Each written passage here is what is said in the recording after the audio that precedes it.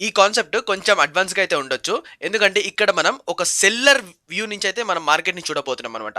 ఒక సెల్లర్ మార్కెట్‌ని ఎలా కంట్రోల్ చేస్తాడు, ఒక సెల్లర్ మార్కెట్‌లో పొజిషన్స్‌ని ఎలా మానిప్యులేట్ చేస్తాడు, ఎలా హ్యాండ్ ఎక్స్‌చేంజ్ చేస్తాడు, ఒక్కసారి ఒక ఏరియాని బ్రేక్‌ఔట్ ఇచ్చిన తర్వాత అతను ఎలా మళ్ళీ మళ్ళీ ఆర్డర్స్‌ని ప్లేస్ చేస్తాడనేది మనకి ఇక్కడ క్లియర్‌గా కనిపిస్తుంది. సింపుల్‌గా ఒక ఎగ్జాంపుల్ తోటైతే మనం స్టార్ట్ చేద్దాం. సో, నేనైతే ఈరోజు ట్రేడ్ చేశాను కదా! ఆ ట్రేడింగ్ లెవెల్స్ నేను ఒక్కటి కూడా ఓన్‌గా అయితే ఏమి చేయలేదు. నేను పిన్ పాయింట్‌గా మీకు షేర్ చేసిన లెవెల్సే నేను ట్రేడ్ చేశాను. ఇక్కడ చూడండి 24,000 పుట్ సెల్లర్స్ 284, 391 ఇంకా బయర్స్ 247 ఈ లెవెల్ మార్నింగ్ 8:54కి షేర్ చేశాను. సో, ఇదే లెవెల్ పైన అయితే మనం ట్రేడ్ చేశాం. ఎక్కడ చేశాం చూడండి. ఈ 247 పైన బయర్స్ ఓపెనింగ్ తర్వాత ఎప్పుడైతే సస్టైన్ అయిందో అక్కడి నుంచి మార్కెట్ ఎలా రియాక్ట్ అయింది చూడండి. దగ్గర దగ్గర ఒక హాఫ్ అన్ అవర్ ఆ జోన్ పైన రియాక్ట్ అయింది. ఎప్పుడైతే ఆ జోన్ బ్రేక్ అయిందో కిందకి వచ్చింది. ఓకేనా? కిందకొచ్చి మళ్ళీ ఆ జోన్ కిందనే సస్టైన్ అయింది. అక్కడి నుంచి 155 ఇక్కడికొచ్చి కరెక్ట్ పుల్ బ్యాక్ అనమాట. ఎక్కడి నుంచి 155 బయర్ జోన్. మళ్ళీ అక్కడి నుంచి ఎప్పుడైతే బ్రేక్‌ఔట్ వచ్చిందో కింద 120 ఈ లెవెల్స్ మీకు చెక్ చేసుకోండి ఒకసారి. ఇదిగో టెలిగ్రామ్‌లో చూడండి. మార్నింగ్ 8:54కి మనం షేర్ చేసాం. అవే లెవెల్స్ మీకు ఇండెక్స్ ఏమైందో మన ఇండెక్స్‌ని అసలు పట్టించుకోలేదు. ఓకేనా? కానీ మనకి ప్రీమియంలో ఏం జరిగింది చూడండి. ఒక బయర్ లెవెల్‌లో ఎట్లా రియాక్ట్ అయింది, ఒక సెల్లర్ లెవెల్‌లో ఎట్లా రియాక్ట్ అయింది, సింపుల్‌గా ఎలా రియాక్ట్ అయిందో మీకు ఈజీగా కనిపిస్తుందనమాట. ఎగ్జాంపుల్ ఎక్కడ ఆగింది, ఎక్కడి నుంచి మళ్ళీ ఎక్కడికొచ్చింది, ఎక్కడ ఆగింది మళ్ళీ ఎక్కడి నుంచి ఎక్కడికొచ్చింది. ఎలా సస్టైన్ అయింది మనం క్లియర్‌గా అబ్జర్వ్ చేసాం కదా! ఇప్పుడు అసలు చాప్టర్‌లోకెళ్దాం. చలో దీంట్లోనే మీకు క్లియర్‌గా ఎక్స్‌ప్లెయిన్ చేస్తాను. కిందకెళ్దాం. మొత్తం ఈ డ్రాయింగ్స్ అన్ని ఎగిరిపోతాయి. చలో ఇప్పుడు మనం ఒక ఫస్ట్ మీకు బేసిక్స్ అదంతా తెలుసుకుంటే ఈ సబ్జెక్ట్ అంతా మీకు మైండ్‌లోకి ఎక్కిందంటే ఆ తర్వాత మీకు లెవెల్స్ అనేవి ఎట్లా ఐడెంటిఫై చేయాలి, ఆ తర్వాత వాటిని ఎట్లా యూటిలైజ్ చేయాలి, ఎంత ఎస్ఎల్ పెట్టాలని మీకు అర్థమవుతుందనమాట. అప్పుడు మనం చిన్న ఎస్ఎల్ తోటి పెద్ద ప్రాఫిట్ ఎట్లా కొట్టాలని చూసుకోవచ్చు. ఫస్ట్ ఒక సెల్లర్ ఏం చేస్తాడో చూద్దాం. ఒక సెల్లర్ ఏం చేస్తాడు? అతని దగ్గర మనకి సింపుల్‌గా సెల్లరు పెద్ద పెద్ద క్వాంటిటీ తోటి ట్రేడ్ చేస్తాడు. సింపుల్‌గా ఈ ఈఎంఐలు గాని, లేపోతే బోలెజర్ బ్యాండ్‌లు ఏంటేంటియో ఉంటాయి గదా! ఇండికేటర్స్. 10,000,00,00,000, 20,000,00,00,000 పెద్ద పెద్ద లాట్స్ తోటి చేసేవాళ్ళు ఇండికేటర్ అసలు అసలు అసలు దాని అసలు లెక్క గాదు గదా! దాన్ని చూడను గూడా చూడరు. అవసరమైతే దాన్ని స్టాప్ లాస్ కొట్టడానికి తప్పితే దేనికి వాడరనమాట. సింపుల్ కాన్సెప్ట్ అనమాట అది. అది అనవసరంగా మనం మైండ్‌లో పెట్టుకోవద్దు. సెల్లర్ ఏం చేస్తాడంటే, ఒక 10,00,000 క్వాంటిటీ ఉందనుకుందాం సింపుల్‌గా. ఈ 10,00,000 క్వాంటిటీలో ఒక 1,00,000 క్వాంటిటీ ఇప్పుడు డిప్లాయ్ చేయాలి. ఓకే. ఒక 200 దగ్గర ఒక జోన్ ఉందనుకుందాం. ఈ 200 దగ్గర సెల్లర్ ఏం చేస్తాడు? ఒక 1,00,000 క్వాంటిటీ ఫస్ట్ సెల్ చేస్తాడు. సెల్ చేయడం అంటే ఏంటిది? ఒక కాల్‌ని రూ. 200 దగ్గర సెల్ చేయడం అంటే అక్కడి నుంచి కిందకి కరుగుతుంది. ఐస్‌లాగా కరుగుద్దనమాట. 200 నుంచి కరిగితే 170, 80, 60, 50, 100 అట్లా ఐస్‌లాగా కిందకి కరిగినప్పుడు ప్రాఫిట్ బుక్ చేసుకుంటాడు. ఓకేనా? సెల్లర్ ఏం చేస్తాడు? అమ్ముతాడు. 200 దగ్గర అమ్ముతాడు. ఎందుకు? అతను కింద వస్తేనే అతనికి డబ్బులొస్తాయి. సెల్లర్ 200 దగ్గర అమ్మినప్పుడు ఎవరు కొంటున్నారు ఆ ఆప్షన్‌ని? అక్కడ అన్ని డబ్బులు పెట్టి ఆయన అమ్ముతున్నాడు అంటే మనం కొంటున్నాం అక్కడ బై. ఓకేనా? సో, ఒక జోన్ ఏదైనా రాండమ్ జోన్ అనుకుందాం. ఫస్ట్ మీకు కాన్సెప్ట్ అర్థమవ్వాలి. సెల్లర్ బిహేవియర్ మీరు అర్థం చేసుకోండి డీటెయిల్‌గా. 200 దగ్గర క్లియర్‌గా అమ్ముతున్నాడు. ఎంత? 1,00,000 క్వాంటిటీ. ఇంకా ఎంత క్వాంటిటీ ఉంది అమ్మాల్సింది? 9,00,000 క్వాంటిటీ ఉంది. 1,00,000 అమ్మాడు. ఇంకా 9,00,000 ఉంది. కిందికొస్తాడు. కాసేపు అట్లా డాన్స్ ఏస్తాడు. 170 దాకా తీసుకొస్తాడు ప్రీమియంని. అక్కడి నుంచి మళ్ళీ కొంచెం బయింగ్ రాంగాల్నే మళ్ళీ 210 దగ్గర మళ్ళీ ఇంకొక 2,00,000 క్వాంటిటీ అమ్ముతాడు.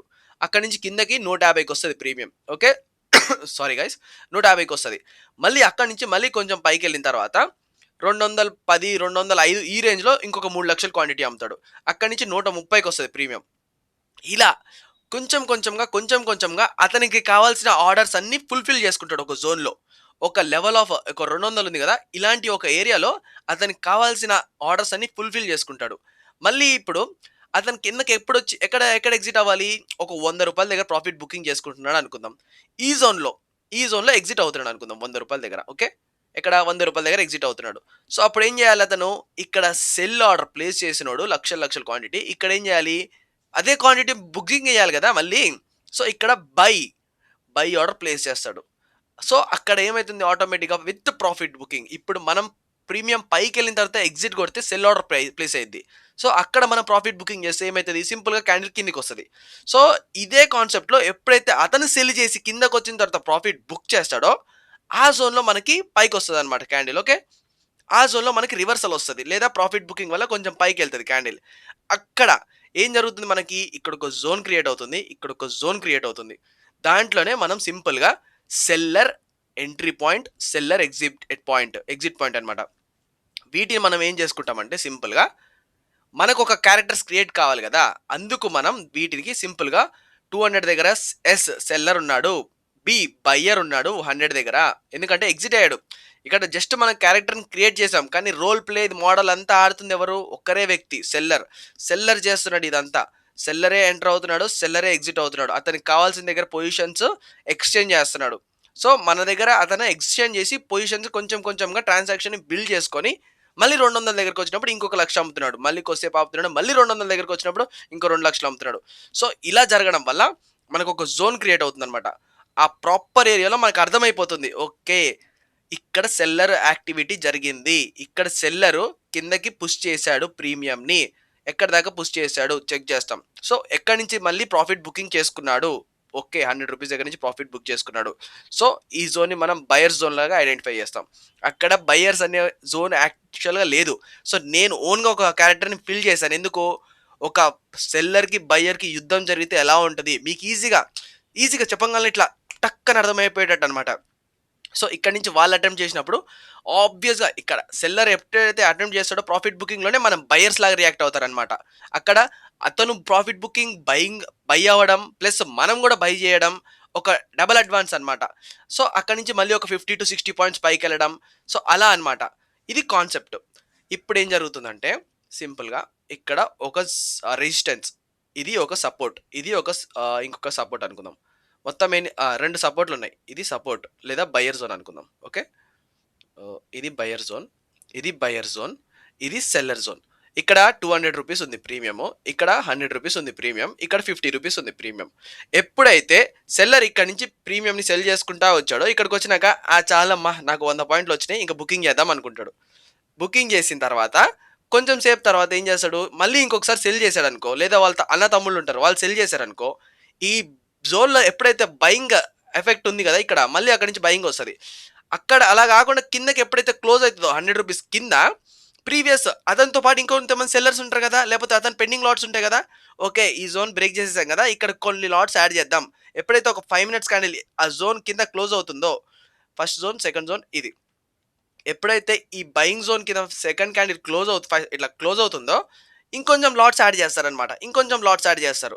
సో, అప్పుడేమవుతుంది సింపుల్‌గా మనకి ఈ సెల్లర్ జోన్‌లో ఇది ఫస్ట్ సెల్లర్ జోన్, ఇది బయర్ జోన్, ఇది బయర్ జోన్. ఈ సెల్లర్ జోన్ ఎప్పుడైతే వచ్చి దీని కింద బ్రేక్ చేసి ఒక క్యాండిల్ క్లోజ్ చేస్తాడో, ఈ బి కాస్త ఎస్ అయిపోతుంది. సో, ఇది సెల్లర్ జోన్ అయిపోతుంది. ఎందుకంటే వాడు మళ్ళీ ఇక్కడి నుంచి సెల్ చేస్తున్నాడు. ఇక్కడ దాకా సెల్ చేసాడు, తిన్నాడు బానే ఉంది. అంతా యావరేజ్ చేసాడు ఓకే. ఇది బ్రేక్ చేసిన తర్వాత సింపుల్‌గా ఇక్కడి నుంచి వచ్చి ఈ రాజ్యాన్ని ఆక్యుపై చేసుకున్నాడు. సో, ఈ రాజ్యం పైన వాడు జెండా ఎగరేసాడు మళ్ళీ. సో, ఇక్కడేమవుతుంది మళ్ళీ సెల్లర్ జోన్ అయిపోతుందనమాట ఇది. సో, ఇక్కడి నుంచి అటెంప్ట్ చేస్తాడు ఈసారి. ఇక్కడి నుంచి అటెంప్ట్ చేసి ఇక్కడి దాకా మళ్ళీ ఈ జోన్‌లో కాసేపు తిప్పుతాడు. అలా అనమాట. సో, ఇలా మనకి ప్రీమియం అనేది ఒక జోన్ టు జోన్ మూవ్ అవుతా ఉంటది. ఆ జోన్స్‌ని ఐడెంటిఫై చేసి మనం ఆ లెవెల్స్‌లో మనం రిస్క్ చేస్తాం. ఎక్కడ సెల్లర్ ఎక్కడ ఎంట్రీ అవుతున్నాడు, ఎక్కడ ఎగ్జిట్ అవుతున్నాడు, ఎక్కడ వాడు యాక్చువల్‌గా ఆ ఏరియాలో మనకి ఇది ఎంట్రీస్ ఎలా కరెక్ట్‌గా ప్రాపర్‌గా ఫార్మ్ అవుతున్నాయి అనేది మనకి క్లియర్‌గా అర్థమవుతుందనమాట. ఓకేనా? ఇప్పుడు మనం ఎలా ఆక్యుపై చేసుకుంటాం సింపుల్‌గా ఇటు సైడు వేరే ప్రీమియం చూద్దాం. ఇప్పటిదాకా మనం సెల్లింగ్ విజన్‌లో చూసాం గదా! ఇక్కడ ఆబ్వియస్‌గా ఎప్పుడైతే కాల్ సెల్ చేస్తున్నాడు అనుకుందాం. కొంచెం కిందకొస్తుంది. ఇక్కడ ఎంత కిందకొచ్చినా ఓకే. ఆపోజిట్ సైడ్ సారీ కొంచెం ఓకే. ఆపోజిట్ సైడు ఇక్కడ సీఈ సెల్ చేసాడు అప్పటిదాకా. ఓకే. ఇప్పుడు పీఈలో ఏం జరుగుతుంది? ఇంతకుముందు ఎప్పుడైతే సెల్ చేసాడో ఇప్పుడు సీఈ ప్రీమియం కింద పడుతుందంటే పీఈ సైడ్ పెరుగుతూ ఉంటది గదా! సో, సీఈ మొత్తం పైనున్న ప్రీమియం 200 నుంచి 100కి తీసుకొచ్చాడంటే ఇటు సైడ్ రూ. 100 పీఈ ప్రీమియం 200కెళ్తుంది. ఎందుకెళ్తుంది? ఆల్రెడీ 200లో ఉన్న పీఈని సెల్ చేసేసి 100కి తెచ్చాడు. ఇప్పుడు అబ్బా! చాలురా ఇప్పటికే 200 తినేసాను పీఈలో. ఇప్పుడు సీఈ తిందామని చెప్పి సీఈకొచ్చాడు. సీఈ సైడ్ ప్రీమియంని ఎప్పుడైతే బాగా తిన్నాడో బోర్ కొట్టేసిందింక. చలో ఇగ మనం ఇప్పటికే బాగా తినేసాము. ఇప్పుడు పీఈ సైడ్ ఎప్పుడైతే ఇక్కడి నుంచి ప్రీమియం మీరు అబ్జర్వ్ చేసే ఉంటారు కదా! సీఈ సైడ్ ప్రీమియం కిందకొస్తే ఏమైతది? పీఈ సైడ్ ప్రీమియం పైకి పోతది. ఆపోజిట్ సేమ్ ఆపోజిట్ రియాక్షన్ కాబట్టి అక్కడ రెండు సైడ్ వాడే ఉంటాడు. ఇటు సైడ్ వాడి సెల్ చేస్తాడు. ఇటు సైడ్ జస్ట్ రోల్ మోడల్ అనమాట. అటు ప్లే అటు ఇటు ప్లే చేస్తాడనమాట. సో ఇక్కడ సిఈ సైడ్ సెల్ చేసేసాడు. సో పి ప్రీమియం ఏమైతుంది ఆబ్వియస్‌గా పైకి పోతది. ఎప్పుడైతే ఈ బయింగ్ జోన్ నుంచి ప్రీవియస్ జోన్‌లో ఉన్న సెల్లర్ ఎస్ఎల్ అనమాట. మనకే కాదు ఎస్ఎల్స్ ఉండేది. సెల్లర్స్ కూడా ఎస్ఎల్స్ ఉంటాయి. సెల్లర్స్‌లో మనమే కాదు ఉండేది. ఒక 10,00,00,000 పెట్టి అమ్మే సెల్లర్ ఒకడుంటే, వాడికి తలదన్నినోడు 20,00,00,000 అమ్మే సెల్లర్ ఒకడుంటాడు. వాడికి తలదన్నినోడు 30,00,00,000 అమ్మే సెల్లర్ ఒకడుంటాడు. వాళ్ళకి ఫైట్ జరుగుతుందనమాట. ఓన్లీ రీటైలర్స్‌నే కొట్టడానికి సెల్లర్స్ రారు. పెద్ద పెద్ద ప్లేయర్స్ ఓన్లీ వాళ్ళకి యుద్ధం జరుగుతది. పెద్ద పెద్ద మూవ్స్ ఎందుకొస్తాయనుకుంటున్నారు? ఒక పెద్ద ఏరియాలో వాళ్ళకి బ్రేకౌట్ వచ్చినప్పుడు, ఒక పెద్ద ప్లేయర్ ఇంకొక ప్లేయర్‌ని కొట్టినప్పుడు ఆ సెల్ ఆర్డర్స్ అన్నీ ఒక్కసారిగా బ్లాస్ట్ అవుతాయనమాట. వాళ్ళ ఎస్ఎల్స్ హంట్ అవ్వడం వల్ల మనకి ఒక మంచి బ్లాస్ట్ వచ్చి మూవ్ వస్తుందనమాట. ఎప్పుడైతే ఈ సిఈ సైడ్ ప్రీమియం తినేసాడో, పిఈ సైడ్ అనమాట. ఎప్పుడు ఈ 200 దగ్గర నుంచి అమ్మాడు. రూ. 100 దగ్గరకొచ్చాడు. ఆ ట్రైలింగ్ చేసుకుందాంలే, ఎస్ఎల్ ట్రైలింగ్ పెట్టుకొని కిందకి జీరో చేసేద్దాం. లేకపోతే 50, 20 వెళ్ళిపోయినప్పుడు అప్పుడు చూసుకుందాంలే అనుకున్నాడు.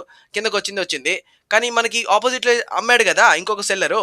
అప్పుడు ఈ రేంజ్‌లో ప్రీమియం మూవ్ అవుతుంది. ఎప్పుడైతే వాడు ఈ రేంజ్‌లో ఇది వదిలేసుకోండి. ఇంక సిఈ వదిలేసుకోండి. సిఈ సైడ్ కిందకొచ్చేసింది ప్రీమియం. సో, పిఈ సైడ్ పైకెళ్ళాలి. ఇలా వెళ్తుంది కదా! ఇప్పుడు ఈడు సెల్లర్ అయిపోయాడు, ఈడు బయ్యర్ అయిపోయాడు. ఈ ప్రీమియం ఎప్పుడైతే ఈ లెవెల్ బ్రేక్అవుట్ ఇస్తుందో సెల్లర్ కట్ అవుతదనమాట. అప్పుడు కట్ అవ్వంగానే మనకి ఒక మంచి పొజిషన్స్ అనేవి ఎగ్జిట్ అయిపోతాయి. ఏంది వాళ్ళు చిన్న చిన్న పొజిషన్స్ ఉండవు. 40,00,000 పొజిషన్స్ మైనస్ లేకపోతే 1,00,00,000 లాట్స్‌లో ఉన్న పొజిషన్స్ పెద్ద పెద్ద లాట్స్‌లో ఒకటేసారి బ్లాస్ట్ వస్తదనమాట. ఆ పొజిషన్ ఎప్పుడైతే ఎగ్జిట్ అవుతదో అక్కడి నుంచి నెక్స్ట్ జోన్ ఇక్కడ ఈడు భయపడ్డాడు కదా! నెక్స్ట్ ఇంకొక సెల్లర్ అనమాట. ఈ జోన్‌లో ఉన్నాడు. వాడు ఎగ్జిట్ అవుతాడు. వాడు ఎగ్జిట్ అయిన తర్వాత పైన ఇంకొకడు వాడు తలదన్నినోడు. వాడు ఎగ్జిట్ అవుతాడు. ఇలా వన్ బై వన్ ఆర్డర్స్ అన్నీ ఎగ్జిక్యూట్ అయిపోతాయి. వాళ్ళ ఎప్పుడైతే ఇప్పుడు మీరు సింపుల్‌గా మీరు ఒక ఆర్డర్ ఎట్లా ప్లేస్ చేస్తారు? మీరు ఒక రూ. 100 దగ్గర కొన్నారంటే కింద ఎక్కడో విక్ చూస్తారు. అక్కడ రూ. 80 దగ్గర ఎస్ఎల్ పెడతారు. మీరు రూ. 80 దగ్గర ఎస్ఎల్ కొట్టిందంటే కింద రూ. 70 దగ్గర ఇంకొకడు ఉంటాడు ఎస్ఎల్ పెట్టుకొని. వాడు భయపడతా ఉంటాడు కదా సింపుల్‌గా. అరే! రూ. 80 దాకా వచ్చింది. ఇంకో రూ. 10 కిందకొస్తే అమ్మో! నా ఎస్ఎల్ కూడా కొడతది. ఇంకొక రూ. 60 దగ్గర ఇంకోడు ఉంటాడు. అమ్మో! నా ఎస్ఎల్ కొడతది. అట్లా ఒకరి తర్వాత ఒకరు భయపడతా ఉంటారు. ఈళ్ళని కొట్టిన తర్వాత ఈయన్ని వదిలిపెట్టదు. ఇతన్ని వదిలిపెట్టదు. అతన్ని కొడతది. అతన్ని వదిలిపెట్టిన తర్వాత ఇతన్ని కొడతది. ఒకరి తర్వాత ఎలా కిందకి మనల్ని కొడతదో సేమ్ కాన్సెప్ట్‌లో వాళ్ళని కూడా కొడతదనమాట. సెల్లర్‌ని కూడా అలాగే ఈ జోన్‌లో ఫస్ట్ కింద నుంచి పైకి పోయింది. రూ. 50 నుంచి 100 దగ్గర ఉన్నోడిని కొట్టింది. వాడిని కొట్టిన తర్వాత ఎక్కడ కొడతది? 200 దగ్గర ఉన్నోడిని కొడతది. 200 దగ్గర తర్వాత 250 తర్వాత 300 ఒకరి తర్వాత ఒకరిని కొట్టుకుంటా పైకి పోతా ఉంటదనమాట. ఆ జోన్స్ ఎప్పుడైతే బ్రేక్‌ఔట్ అయితాయో వాళ్ళ ఆర్డర్స్ ఎవరైతే సెల్ చేసినోడు ఎగ్జిట్ కొట్టాలంటే బై ఆర్డర్ ప్లేస్ అయితది. దెబ్బకి ఏమైతది? ఇంకా మూవ్‌మెంట్ పైకొస్తది. ఇంకా మూవ్‌మెంట్ పైకొస్తది. సో, ఒకరి తర్వాత భయపడకుండా ఆ ఆర్డర్స్‌ని ఎగ్జిట్ చేసుకుంటూనే ఉంటారనమాట సింపుల్‌గా. సో, ఇలా మనం సెల్లర్స్ యొక్క బిహేవియర్ అర్థం చేసుకోవాలి. ఓకే. మనం దీంట్లో అయితే ఎగ్జాంపుల్ చూద్దాము. సో, ఇప్పుడు మనకి ఈ జోన్స్‌లో సెల్లర్స్ ఉన్నారు. ఓకే. ఈ 247 దగ్గర, 209 దగ్గర, 169 దగ్గర ఇక్కడ సెల్లర్స్ ఉన్నారు. 120 దగ్గర బయర్స్ ఉన్నారు. ఓకే. ఎప్పుడైతే మార్కెట్ ఈ జోన్‌లో ఓపెన్ అయిందో, ఓకే. ఈ జోన్‌లో ఓపెన్ అయిన తర్వాత ఫస్ట్ ఎవరిని కొట్టింది? 169 ఈ విక్. మీ ఎస్ఎల్ ఎక్కడ ఉంటది? బయింగ్ ఉంటే మీరు ఇక్కడ కొంటే ఎక్కడ పెడతారు ఎస్ఎల్? కింద పెడతారు. 120 దగ్గర కొంటే రూ. 100 దగ్గర ఈ విక్ కింద పెడతారు. లేకపోతే ఈ విక్ కింద పెడతారు. సేమ్ ఇదే కాన్సెప్ట్‌లో సెల్లర్ ఎక్కడ ఎస్ఎల్ పెడతాడు? పైన పెడతాడు. సో, ఎప్పుడైతే ఈ ఎస్ఎల్ ఇక్కడ వీడిని కొట్టిందో ఆబ్వియస్‌గా వీడు భయపడ్డాడు. ఈ విక్ ఉంది కదా! ఈ విక్ పైన 182 వీడు భయపడ్డాడు. వాడు భయపడ్డ తర్వాత ఎవరు భయపడ్డాడు? వీడు భయపడ్డాడు. వీడిని కొట్టిన తర్వాత ఏం జరిగింది? నెక్స్ట్ వీడిని కొట్టింది. వీడిని కొట్టిన తర్వాత ఇక్కడ ఇదిగో వీడి తాత, వీడి పెదనాన్న వీళ్ళందరూ ఉన్నారనమాట. వాళ్ళ చుట్టాలు. వీళ్ళందరిని కొట్టలేదని మనం అనుకున్నాం. నెక్స్ట్ డే ఏమైంది? సింపుల్‌గా ఒక గ్యాప్ అప్‌లో వాళ్ళందరిని కొట్టింది. వీడిని వీళ్ళందరిని కొట్టేసింది ఒక్క దెబ్బకి. దెబ్బకి ఏం జరిగింది? మంచి మూవ్‌మెంట్ పైకొచ్చేసి అక్కడి నుంచి మళ్ళీ సెల్ చేశారనమాట. వీళ్ళు కాదు. ఇంకా పెద్ద సెల్లర్స్ అనమాట. సో, ఇలా మనకి సెల్లరు మనమైతే ఎప్పుడు ఎగ్జిట్ అవుతామో వాళ్ళకి గూడా ఇదే విధంగా ఎగ్జిట్ అవుతది. కాకపోతే వాళ్ళ పొజిషన్స్ భయంకరంగా ఉంటాయి గదా! అందుకు మూవ్‌మెంట్ మంచి బ్లాస్ట్ ఒస్తది. మనం ఐడెంటిఫై చేయాల్సింది ఆ జోన్ అంతే. ఆ జోన్‌ని ప్రాపర్‌గా ఐడెంటిఫై చేసి మనం ఎంట్రీ తీసుకొని ఒక రిస్క్ చేస్తామనమాట. ఎంత రిస్క్ చేస్తాం? సింపుల్‌గా 15 పాయింట్స్ రిస్క్ చేస్తాము. 30-50, 100 పెద్ద పెద్ద టార్గెట్స్‌కి ఎక్స్‌పెక్ట్ చేస్తాం. చిన్న టార్గెట్స్ అయితే ఎక్స్‌పెక్ట్ చేయం. కనీసం 30 పాయింట్స్ మనకి ఈజీగా ఎక్స్‌పెక్ట్ చేయాలనమాట. ఎందుకంటే మనం సెల్లర్ మైండ్ సెట్‌తో ఆడుతున్నాం. Seller 30 points, 50 points, 100 points, 200 points ఎలా బుక్ చేస్తాడో, మనం కూడా సేమ్ అతనిలాగా బిహేవ్ చేస్తాం జస్ట్. అతనిలాగా బిహేవ్ చేసి, ఆ జోన్‌లో ఎంటర్ అయ్యి, అతను ఎప్పుడైతే ఆర్డర్స్ ప్రాఫిట్ బుకింగ్ లేకపోతే బయర్స్ యొక్క పవర్ అక్కడ కనిపించినప్పుడు, మనం అక్కడ ఎంట్రీ తీసుకుంటామనమాట. అక్కడ ఎంట్రీ తీసుకొని వాళ్ళ ఎస్ఎల్స్ మనం హంట్ చేసినట్టు ఫీల్ అవ్వాలి. ఇప్పుడు నువ్వు ఒక ట్రేడ్‌లో ఎక్కావనుకో, ఆ ట్రేడ్‌ని నువ్వే రన్ చేస్తున్నావు. ఇప్పుడు 120 దగ్గర ఎక్కావనుకో, నువ్వేమనుకోవాలి మనసులో, ఉండరా 169 దగ్గర నీకు దమ్ముంటే ఉండరా, నేను వస్తున్నాను నీ ఎస్ఎల్ కొడతాను అని చెప్పి నువ్వు నీ మనసుకి అంటే నువ్వు అనుకోవాలనమాట ఆ టైంలో. నేనొస్తున్నా, నీకు అయిపోయావు నువ్వు ఈరోజు. నువ్వు అక్కడే ఉండు. నీ ఎస్ఎల్ కొడతా. నువ్వు అక్కడి నుంచి ఎళ్ళవా? సరే రెడీగా ఉండు. నెక్స్ట్ 180 కొడతా. ఆ తర్వాత నెక్స్ట్ నిన్ను కొడతా. ఆ తర్వాత 220 మీ అందరి ఎస్ఎల్స్ నేను ఈరోజు కొడతాను అని ఒక ఫీలింగ్ నీకు మనసులో వస్తే అప్పుడు నీకేంటంటే ఒక కాన్ఫిడెన్స్ వస్తదనమాట. ఎందుకంటే ఇదంతా నువ్వు అబ్జర్వ్ చేసినప్పుడు, దీన్ని బ్యాక్ టెస్ట్ చేసినప్పుడు నువ్వు ఒక ఎక్స్‌ట్రీమ్ లెవెల్ కాన్ఫిడెన్స్ నీకొచ్చేస్తది. నువ్వు అది బిల్డ్ చేసుకోవాలి. నువ్వు ఎందుకంటే దానిపైన మల్టిపుల్ టైమ్స్ నువ్వు వర్క్ చేయాలి. ఏదో జస్ట్ విన్నాము, ఏదో ఇదంతా టైమ్ వేస్ట్ అన్నట్టుగా ఉంటే కాదు. ఎవ్రీ క్యాండిల్‌ని రీడ్ చేయాలి. అసలు ఏం జరుగుతుంది? ఎందుకు అట్లా బిహేవ్ చేస్తున్నారు? వాళ్ళు ఎక్కడెక్కడ ఎగ్జిట్ అవుతున్నారు? ఎక్కడెక్కడ ఎంటర్ అవుతున్నారు? అని చెప్పి మనం రీడ్ చేయాలి. సో, దీనంతా మనం రీడ్ చేయడానికి ఇంకొక ప్రొఫెషనల్ మనకి బ్రహ్మాస్త్రం లాంటిది ఒకటుంది మనకి. సెన్సిబుల్ అని. దాంట్లో మనకి లైవ్ డేటా అసలు ఎవడు ఎప్పుడు ఎగ్జిట్ అయ్యాడు? ఎక్కడి నుంచి వచ్చాడు?